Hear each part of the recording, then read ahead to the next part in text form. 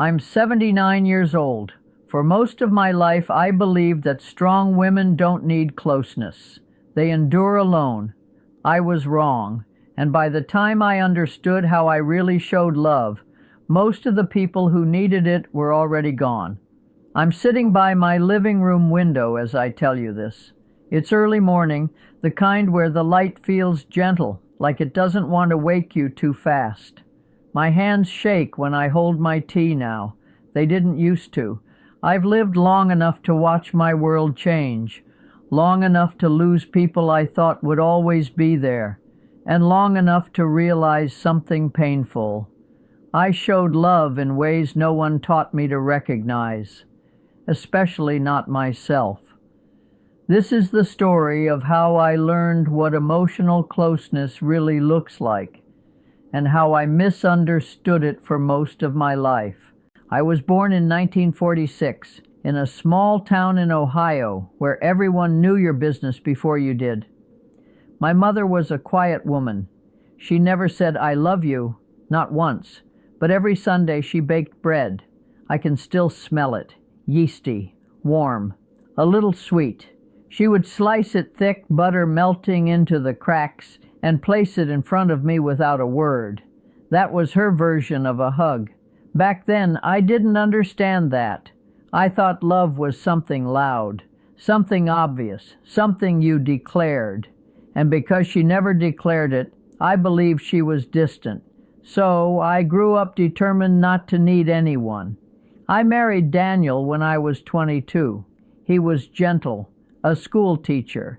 He laughed softly, like he was afraid of taking up too much space.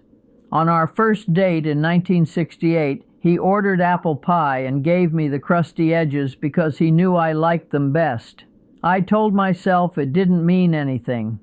I built a life on independence. I became a nurse, long shifts, night calls. I was good at taking care of strangers. But when it came to the people who loved me, I kept my walls high. When Daniel asked how my day was, I said, "Fine." When he reached for my hand, I let go after a moment. When he wanted to talk, I said I was tired. I believed closeness made you weak. I believed strong women didn't lean. I believed love was something you felt privately, not something you shared. So I stayed quiet. I didn't know I was teaching him to be quiet too. Our daughter Emily was born in 1974. She had dark curls and a loud laugh. As a toddler, she used to crawl into my lap and press her ear against my chest.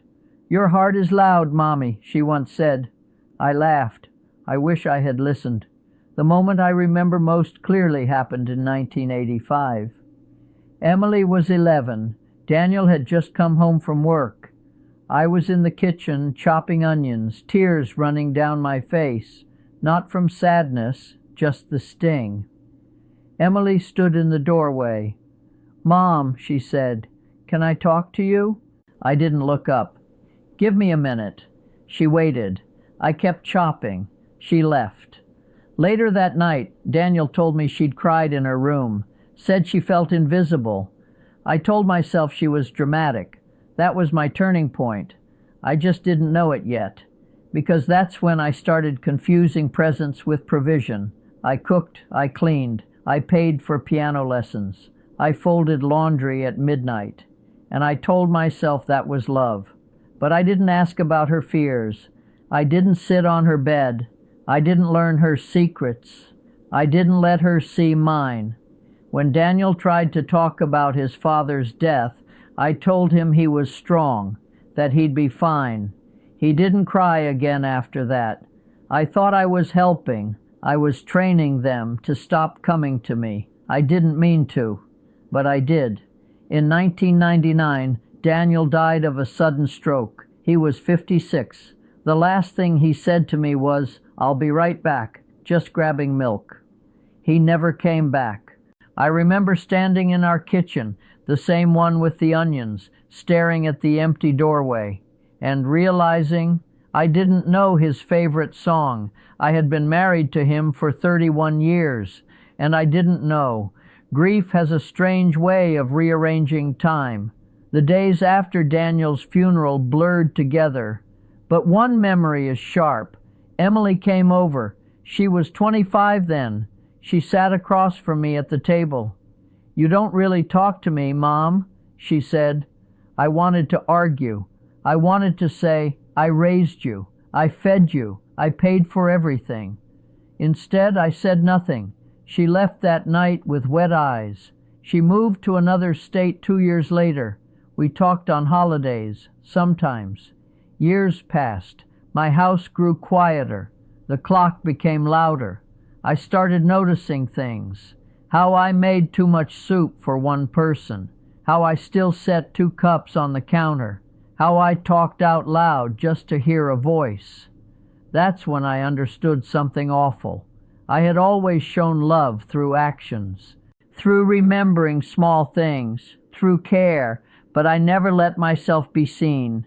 And without being seen, love feels invisible. One afternoon in 2012, I was at the grocery store. A young woman was on the phone laughing. She said, "I just miss you. I wanted to hear your voice." I stood there in the cereal aisle and cried, because no one had ever said that to me. And I realized maybe I hadn't given them permission to. I remembered my mother's bread, her quiet care, her silence. I had become her, but without understanding her. I finally saw it. Emotional closeness isn't loud. It's gentle. It's noticing. It's staying. It's asking. And I had avoided all of that because I was afraid. I called Emily the next morning. My hand shook. She answered, surprised. "Mom?" I told her everything. About Daniel, about the onions, about how I thought love was something you hid so it wouldn't be taken from you. She cried. "So did I." She said, "I thought you didn't need me." I said, "I needed you every day." We talk now, not perfectly, but honestly. I've learned that mature women don't always say, "I love you." Sometimes we show it by remembering how you take your tea, by folding your sweater the way you like, by listening when we don't know what to say, by staying. But if we don't speak, those signals get lost, and loneliness grows in the silence. I'm 79 now. I've learned that emotional closeness is not weakness. It's courage. It's letting someone see you before they leave. I wish I had known that sooner.